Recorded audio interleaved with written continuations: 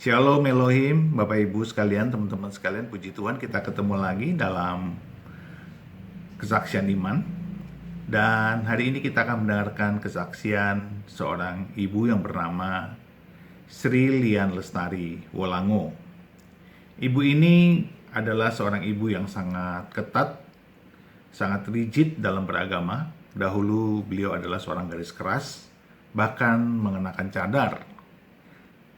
Beliau dalam kekerasannya, di dalam sikapnya yang begitu militan dalam beragama, ternyata beliau dijumpai oleh Tuhan Yesus bahkan berkali-kali. Saudara, betapa sayangnya, betapa kasihnya Tuhan kepada ibu ini, sehingga Tuhan mau menghampiri ibu yang bergaris keras ini, yang sangat militan ini, di dalam segala aktivitas keagamaannya. Namun ibu ini pada akhirnya bingung dengan apa yang dialaminya dan merasakan bahwa ini adalah suatu hal yang tidak wajar. Karena kenapa? Dia bertemu berkali-kali, dijumpai berkali-kali oleh sosok pribadi yang begitu mengasihinya, tetapi dia tidak tahu bahwa sosok itu adalah Yesus Kristus. Sampai pada akhirnya dia mengetahui bahwa sosok itu adalah seorang pribadi yang sangat ingin menyelamatkan dia. Dia melihat bahwa inilah saatnya dia mulai mau mendalami iman kekristenan. Dia ingin tahu siapakah Yesus Kristus itu. Nah saudara, mari kita dengarkan kesaksiannya. Shalom, selamat malam, salam sejahtera bagi kita semua, para hadirin semua yang ada di manapun berada. Perkenalkan, nama saya Sri Lian Lestari Wolango. Ya, Wolango itu saya ambil dari keluarga besar saya, dan Wolango itu masih keturunan kerajaan Gorontalo. Saya dulunya adalah seorang muslim yang menggunakan cadar yang pakainya sertut dari ujung rambut sampai ujung kaki. Dan saya adalah seorang anak yang benar-benar mau mencari tahu tentang bagaimana sih kehidupan Islam gitu ya. Jadi fanatik iya, karena memang pakaian saya. Kemudian saya pun belajar tentang ilmu-ilmu agama yang lainnya. Sebelum saya mau lanjut lebih lagi dengan kesaksian hidup saya, bagi siapa yang nonton pada malam hari ini, jangan lupa di like ya, di subscribe, kemudian di share, biar banyak orang yang nantinya bisa nonton, bisa terberkati, bahkan mereka mau mengabarkan Injil kepada orang-orang yang belum kenal akan Yesus. Oke? Nah, kita lanjut ya. Saya itu kenapa saya bisa bukan pindah ya, istilahnya saya bisa ada di dalam Tuhan, sedangkan saya dulunya adalah seorang muslimah dengan kefanatikan agama saya. Jadi fanatik dalam agama saya dengan pakaian saya yang tertutup. Saya juga heran ya, memang mujizat Tuhan itu mengherankan. Saya dulu pernah pesantren, saya pernah nyantren ya di salah satu cabang Al-Fatah Temboro, Magetan, Jawa Timur, ada di Lambuno dulu. Next kemudian saya lanjut ke ke Magetan, Jawa Timur ya, Temboro. Dan dulunya saya seorang muslimah yang memang benar-benar sangat mengerti dengan syariat Islam. Apapun yang diajarkan oleh Muhammad saya mengerjakannya. Makan dengan tangan kanan, cara cara untuk buang air pun saya terapkan apa yang diajarkan sama Muhammad. Kemudian cara berpakaiannya saya pun ikut seperti istri-istrinya istri-istrinya Muhammad. Kemudian bacaan-bacaan dalam sholat, kemudian saya suka sekali baca Quran dan semuanya. Jadi memang dulu itu kalau bisa saya katakan benar-benar saya hidup memang di dalam syariah Islam itu sendiri. Dan saya dari keluarga yang broken ya. Saya dari usia 5 apa 6 tahun itu papa sama mama saya udah pisah. Saya anak sendiri sama papa sama mama. Saya kemudian apa namanya papa sama mama udah nikah dan saya menjalani hidup saya ya selain sebagaimana seorang anak yang benar-benar ya sekolah dengan kesehariannya dan semuanya. Dan kemudian di tahun 2013 ya, 2013 itu saya mimpi didatengin sosok manusia, iya manusia dengan jubah putih dan jubahnya itu bukan yang ada kancing-kancingnya ya, bukan, tetapi jubah yang memang dia utuh dilingkarkan kemudian ditutup apa ada tudungnya. Nah, datang ngeletakin cahaya di kepala saya dan setelah bangun dari mimpi itu ada rasa adem, tenang gitu. Itu tahun 2013. Di 2013 itu waktu itu saya mau ke Surabaya. Saya nggak percaya dengan hal itu, kemudian saya lupakan 2 minggu kemudian dia datang lagi, perjumpaan pribadi itu, dan ternyata cahaya itu diletakin di seluruh tubuh saya. Letakin di seluruh tubuh saya, kemudian bangunnya itu bercampur aduk perasaan saya. Ada kecewa, sakit hati, sukacita, bahagia, dan semuanya, semua perasaan itu campur aduk di saya. Saya pikir ini apa gitu kan, saya sampai nangis dan semuanya, ini apa sih sebenarnya. Jadi ketika saya berangkat ke Surabaya itu saya melupakan hal itu. Saya lanjut untuk mondok di sana. Ternyata ketika saya balik dari sana, saya masih mampir dulu di rumahnya mama di Palu, ke Gorontalo. Tiba-tiba 2016 itu datang lagi, tapi ya itu dengan sosok yang sama yang memang benar-benar satu minggu itu 4 sampai 5 kali menampakkan diri. Saya pikir itu mengganggu saya. Seminggu itu sudah 4 sampai 5 kali. Saya pikir, oh ini udah nggak wajar nih ya. Kalau kita sih mungkin bilang, oh itu malaikat ya. Tapi kok malaikat datang-datang terus gitu ya, ngapain gitu ya. Nah akhirnya saya penasaran, tiba-tiba ya waktu itu saya lagi ngurusin ini ya, tahun 2014 saya udah nggak pakai cadar ya. Saya udah lepas cadar ya, 2014 balik dari Munuk itu saya udah nggak pakai cadar karena waktu itu saya sudah bergelut di bisnis, jadi saya sudah nggak bercadar waktu itu. Dari setelah berjumpaan pribadi dengan Tuhan 2013, kemudian 2014 saya tidak bercadar lagi karena saya apa namanya lagi berbisnis. Nah 2016 itu berjumpa lagi dengan Tuhan Yesus ya. Nah ketika saya waktu itu lagi ngurusin reuni, saya pergi ke teman saya yang Kristen. Nah yang Kristen itu waktu itu dia teman SMP saya. Di rumahnya itu ada gambar Tuhan Yesus. Saya bilang, loh itu siapa ya gitu kan. Saya bilang, itu siapa ya, kok mirip banget dengan apa yang saya mimpi gitu ya, yang ada dalam mimpi saya itu siapa ya. Tapi wajahnya bukan itu, waktu itu nggak ada kelihatan wajah ya, karena saking besar cahaya yang dorong waktu itu, yang dorong beliau di belakang waktu itu dengan hembusan angin itu. Saya bilang itu kok sama banget gitu, tapi bukan itu wajahnya gitu loh. Nah, yang teman saya ini jawab, oh itu Tuhan kita, itu gambar Tuhan Yesus. Waktu itu saya ngelecehin loh, saya bilang begini, kalau misalnya itu Tuhan kalian kok bisa digambar ya? Tuhan kita nggak bisa loh. Saya bilang begitu. Kok Tuhan kalian bisa digambar ya? Kalau Tuhan kita nggak bisa digambar. Saya waktu itu ngelecehin seperti itu. Kok Tuhan bisa digambar sih?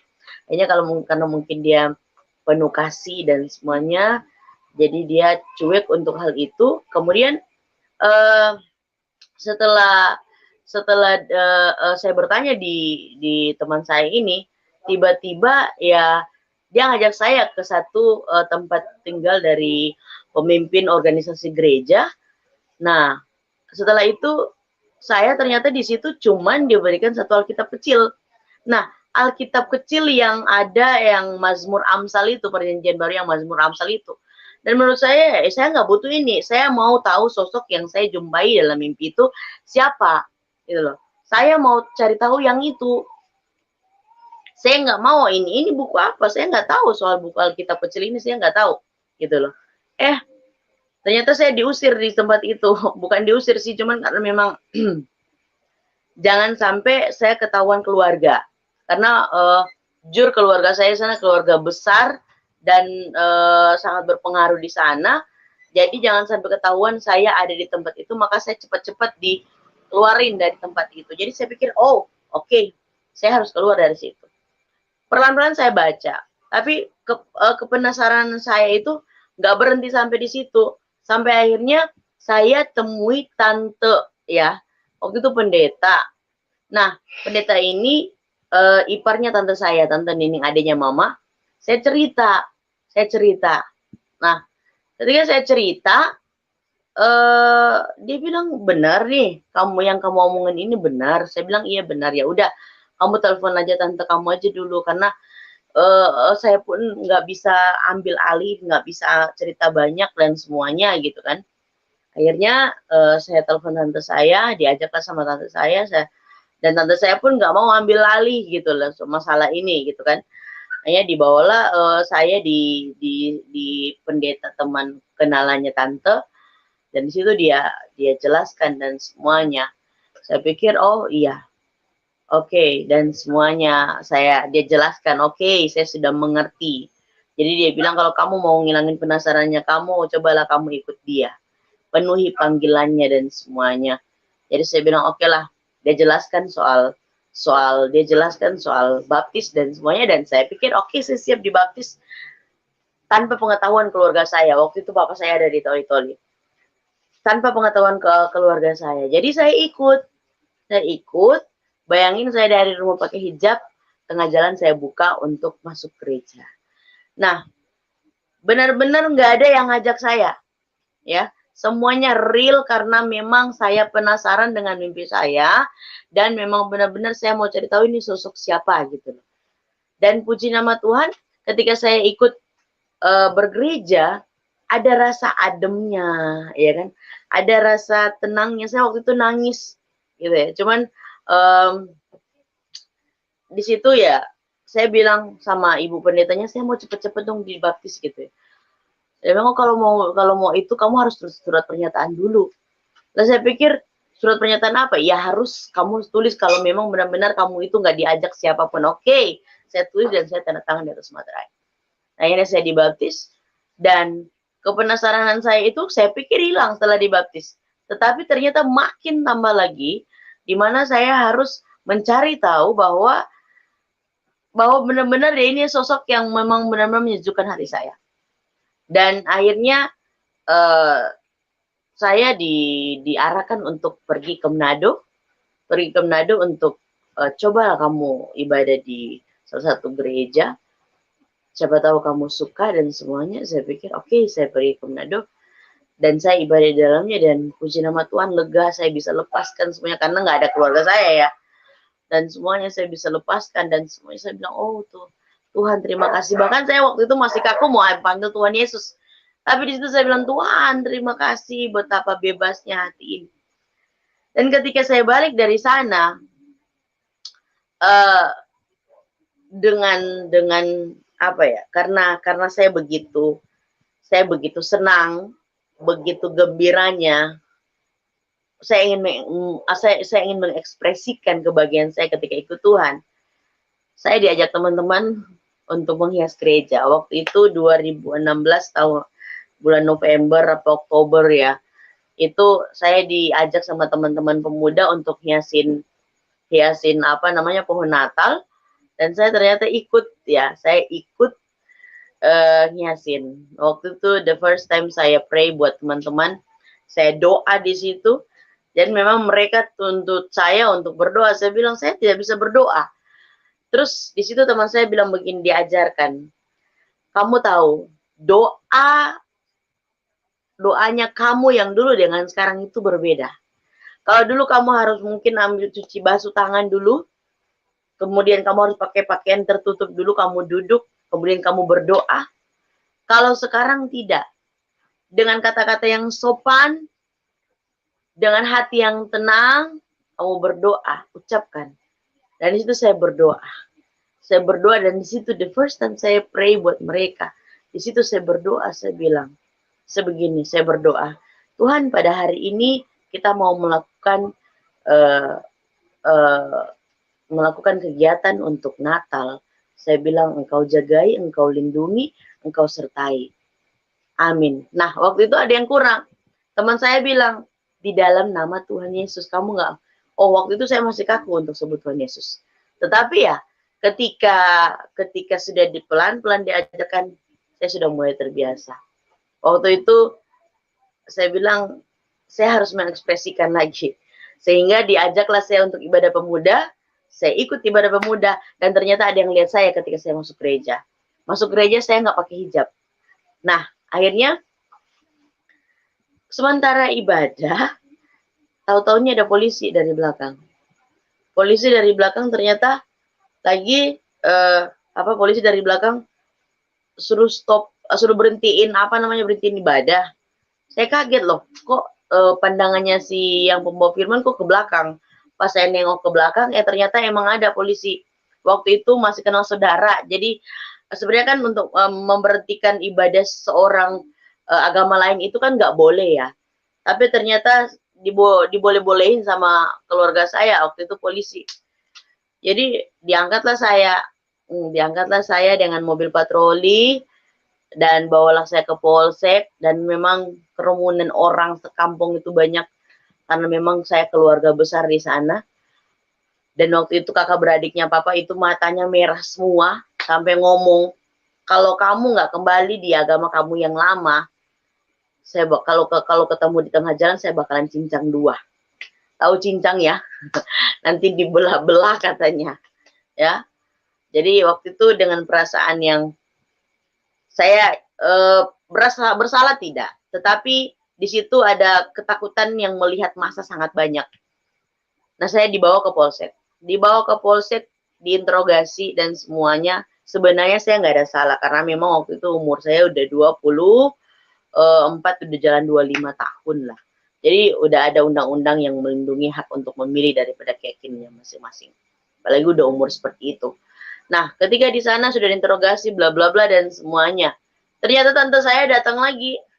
Tante saya datang sama anaknya dikeroyok lah gitu, dikeroyok sampai saya cepat-cepat tekan nomor teleponnya Kapolsek ya. Kapolsek yang udah ninggalin nomor telepon, kalau ada apa-apa katanya langsung telepon gitu. Telepon ternyata dia cepat datang dan diangkutlah saya dengan mobil dibawa lari lagi gitu. Dan setelah itu ya, setelah dari polsek itu saya dibawa di rumahnya tante saya. Nah, di situ bertemulah papa sama mama saya yang sebenarnya mereka udah pisah. Mama ada di Palu, papa ada di Toli-Toli, papa pulang, kemudian mama pulang dari Palu, berkumpulah mereka. Ya mereka berdua berkumpul karena mendengar saya udah Kristen. Dan berkumpul di situ, mama bilang begini, kalau kamu nggak sayang, kamu sayang nggak sama mama gitu kan. Kalau kamu sayang sama mama, kembali sama Islam.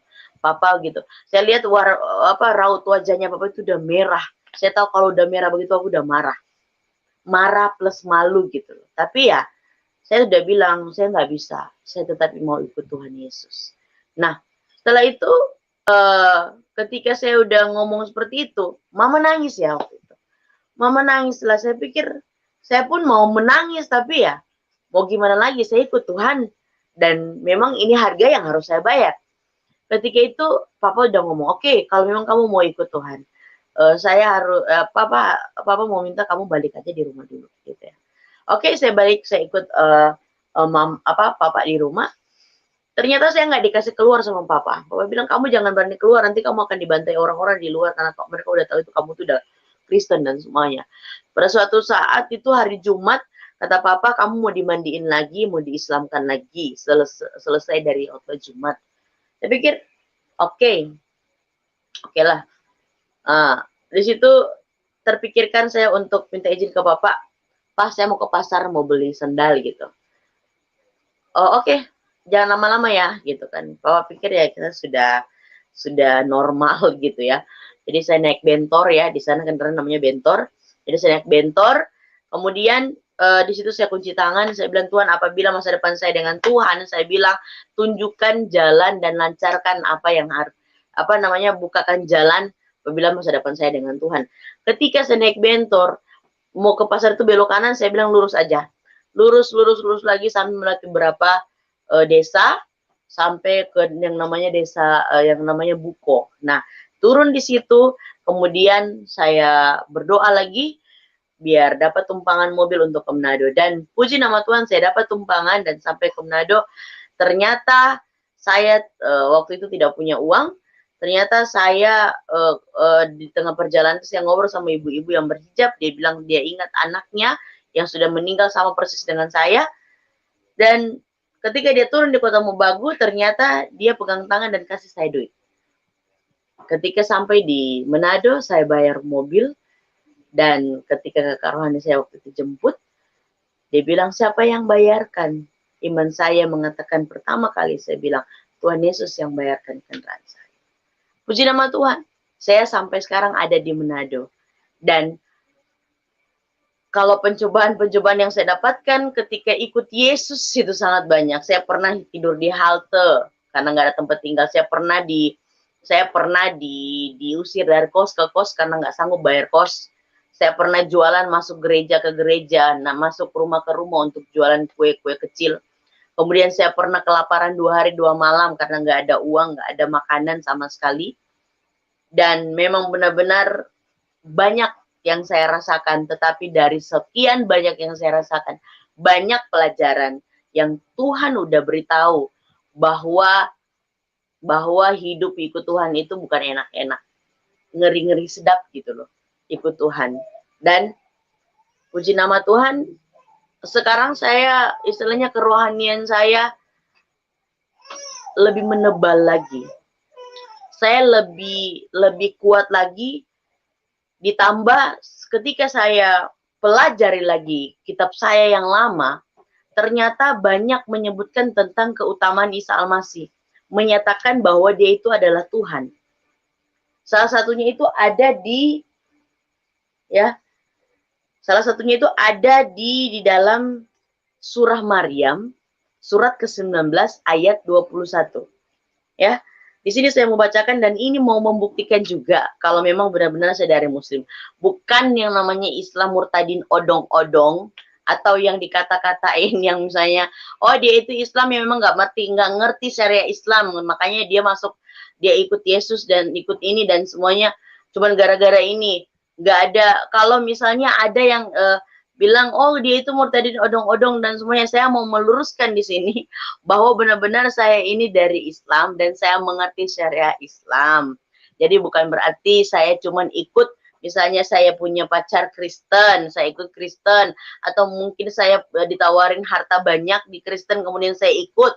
Tidak, ya. Karena memang saya paham betul karena perjumpaan pribadi dengan Tuhan, karena Tuhan sendiri yang pilih saya, bukan karena saya yang memilih Tuhan. Nah, dalam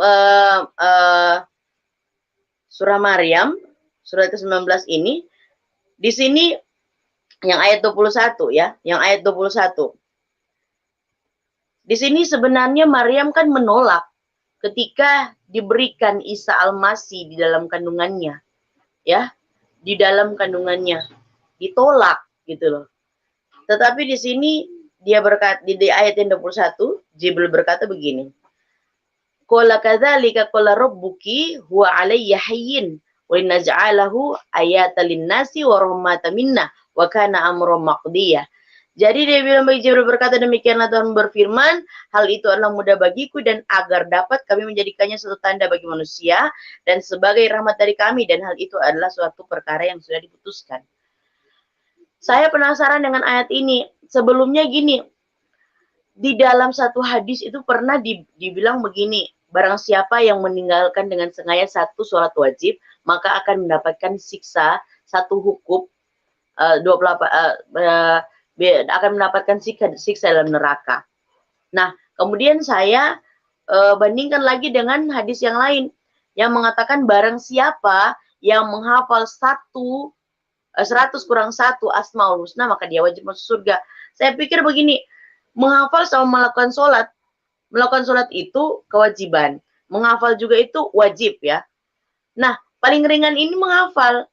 Kok saya harus melakukan yang berat? Sedangkan menghafal saja dia bilang, barang siapa dapat menghafal 100 kurang 1 Asmaul Husna, masuk surga. Saya pikir saya lebih memilih menghafal. Tapi ada hadis satu lagi yang mengatakan begini, tidak ada satu amal seorang pun yang bisa membawa kamu ke dalam surga, sekalipun itu aku. Ini kata Muhammad, ya, kecuali rahmat Allah. Nah, rahmat ini yang disebutkan dalam Quran, dalam surat Maryam yang dikatakan bahwa hal itu adalah mudah bagiku dan agar dapat kami menjadikannya suatu tanda bagi manusia dan sebagai rahmat. Berarti Isa Al-Masih adalah rahmat yang kita pakai untuk menjadi saluran kita sampai ke surga. Ini yang dimaksud daripada hadisnya Muhammad ini.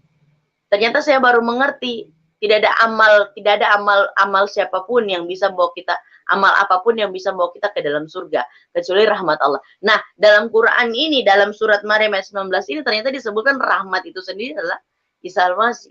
Dan saya menjadi pengikut Isa Al-Masih. Tidak ada yang salah dengan iman saya.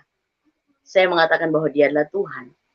Karena dialah yang awal, dia yang akhir, dialah Alfa Omega.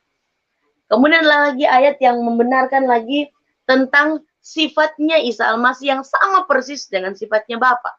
Sifatnya Allah sendiri. Ada dalam surat Al-Imran ayat 45 dan 46. Ya.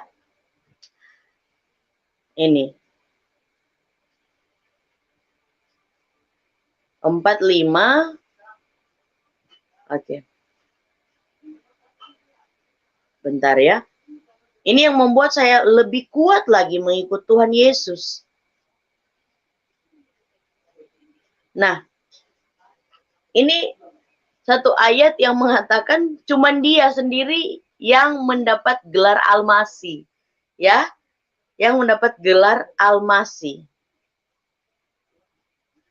Hai Maryam, ini dia bilang begini. Dia bilang begini.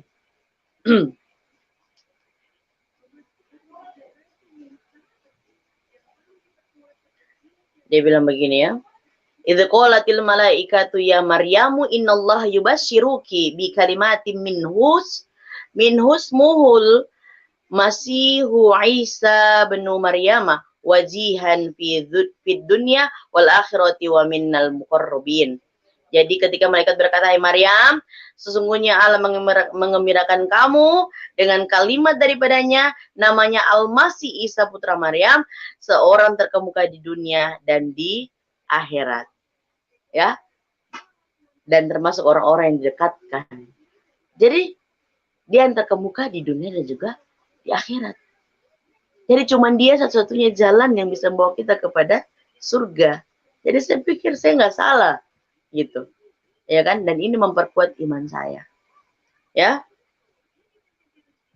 Kemudian lagi ada lagi, ya, di dalam surat Al-Maidah, ya, Al-Maidah ayat 110, ya, ayat 110. Oke. Ini ya, banyak sekali yang Isa atau yang Tuhan Yesus lakukan yang benar-benar sebenarnya banyak yang tidak tahu, ya. Hai Isa putra Maryam, ingatlah nikmat kepadamu dan kepada ibumu di waktu aku menguatkan kamu dengan Ruhul Kudus, ya. Jadi Isa Al-Masih, Tuhan Yesus dikuatkan dengan Ruhul Kudus, ya, Ruhul Kudus. Jadi kamu dapat berbicara dengan manusia di waktu masih dalam buayan, ya. Kamu dapat berbicara dengan manusia di waktu masih dalam buayan dan sesudah dewasa. Dan di waktu aku mengajar kamu menulis hikmat Taurat dan Injil, ya. Dan di waktu kamu membentuk dari tanah, ya, yang berupa burung dengan izinku, kemudian kamu meniup kepalanya lalu bentuk itu menjadi burung. Ini seperti sifatnya Bapa, ya. Kemudian lalu bentuk itu menjadi burung, dan di waktu kamu menyembuhkan orang yang buta sejak dalam kandungan ibu dan orang yang berpenyakit sopak dengan sejuta, dan di waktu kamu mengeluarkan orang mati dari kubur, di waktu aku menghalangi Bani Israel, dikala kamu mengemukakan kepada mereka keterangan-keterangan yang nyata, Lalu orang-orang kafir di antara mereka berkata, ini tidak lain melainkan sihir yang nyata. Ya, orang kafir mengatakan itu sihir. Orang kafir mengatakan itu sihir. Padahal ini benar-benar terjadi. Ya, kemudian ada lagi dalam Al-Imran ayat 49. Ya, Al-Imran ayat 49. Saya lebih kuat lagi dengan ini ya. Oke. Oh, Al-Imran ayat 49 ini sama lagi dengan yang saya sudah bacakan tadi. Di mana dia memiliki sifat yang sama dengan Allah Bapa. Di mana anak ini memiliki sifat yang sama dengan Bapa. Bukan berarti ya, di sini saya mau meluruskan, oh, Tuhan itu beranak. Ya, Tuhan itu beranak. Tidak. Coba pikirkan dengan logika, anak kunci beranak kah? Anak tangga beranak kah? Tidak, ya kan? Jadi saya tidak mau ambil yang namanya mau diskusi apa Allah itu beranak dan tidak. Saya cuma mau katakan Tuhan saya kudus. Tuhan saya bukan Tuhan yang untuk diperdebatkan, ya.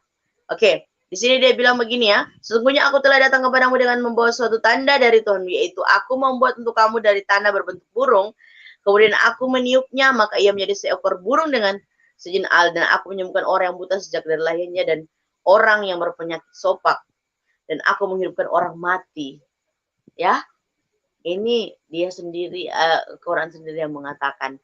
Jadi ketika saya baca firman Tuhan, Matius, ya, kemudian saya baca sampai dengan Yohanes, saya baca, saya bilang, luar biasa Tuhan Yesus itu. Tuhan Yesus itu dahsyat. Dan sekeluarga saya harus tahu bahwa selain daripada jalan mengikuti Tuhan Yesus, tidak akan ada jalan yang lain untuk menuju kepada keselamatan, pada surga. Ya, kemudian di sini saya pernah dibilang, oh kamu itu seorang yang kafir, ya. Kamu itu adalah kafir karena kamu meninggalkan agama kamu yang lama, kemudian kamu menyembah berhala, kamu kok sembah patung. Saya pikir di gereja itu kalian lihat patung di mana gitu kan. Saya tidak sembah patung, saya bilang saya sembah Tuhan saya, Tuhan Yesus yang bisa saya rasakan. Ya. Oke. Ya, Al-Imran ayat 55. Oke.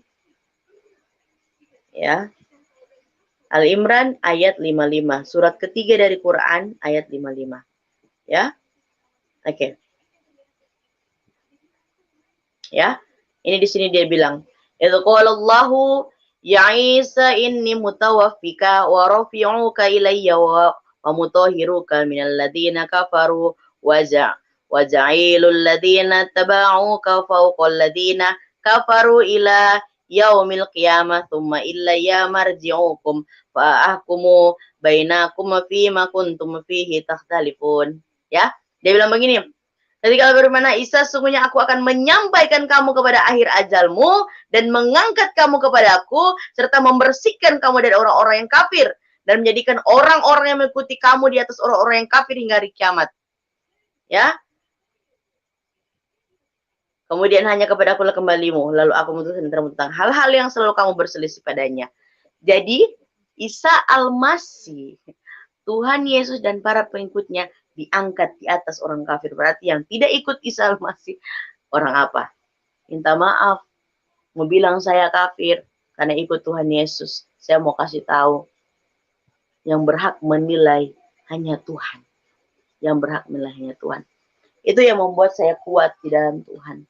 Dan Tuhan mengajarkan banyak hal kepada saya bahwa mengasihi yang ya, kita para pengikut Yesus, kita para pengikut Kristus itu adalah kita membesarkan hati dalam mengasihi banyak orang yang sudah menganggap kita kafir, menganggap kita tersesat dan semuanya. Saya mau katakan kita bukan tersesat, kita tersesat di jalan yang benar. Kita tersesat di jalan yang benar. Jadi buat teman-teman semua yang sudah dengarkan kesaksian saya bukan siapa-siapa. Saya cuma mau kasih tahu. Yang saya ikut Tuhan Yesus bukan karena ajakan, bukan karena harta, bukan karena apa-apa. tapi karena perjumpaan pribadi dan saya rasakan sendiri bagaimana kasih Tuhan mengalir di dalam hati saya, bagaimana kasih Tuhan mengajarkan saya untuk hidup yang benar di hadapan Tuhan. Ya, begitu saja sih, Pak Pastor. Puji Tuhan, puji Tuhan, puji Tuhan, luar biasa sekali kesaksian daripada Ibu Sri Lian Lestari Wolango. Ini adalah sebuah gambaran buat kita semua. Apapun latar belakang kita, apapun iman kita, sekeras apapun hati kita, Tuhan ternyata sangat mengasihi setiap orang berdosa. Setiap orang harus diselamatkan. Setiap orang harus mengalami Yesus Kristus. Saudara, marilah kita terus bersaksi, kita terus memberitakan Injil, dan tentunya kita terus berdoa. Karena tanpa doa, sebuah penginjilan, sebuah kesaksian, itu sangat lemah kuasanya. Tetapi dengan doa, kuasa penginjilan, kuasa kesaksian kita menjadi luar biasa. Karena di dalam doa terkandung iman orang percaya, di mana setiap doa-doa kita apabila dia dengan yakin didoakan akan sangat besar kuasanya. Dan itulah kesukaan Tuhan ketika orang-orang percaya di seluruh muka bumi berdoa untuk keselamatan jiwa-jiwa, maka Tuhan dipermuliakan, Tuhan disenangkan. Tetap semangat saudara, dan teruslah menjadi berkat bagi Tuhan dan sesama. Tuhan berkati kita di sepanjang jalan hidup kita, di dalam nama Bapa dan Anak dan Roh Kudus, di dalam nama Tuhan Yesus. Haleluya, haleluya. Amin, amin, amin, amin, amin.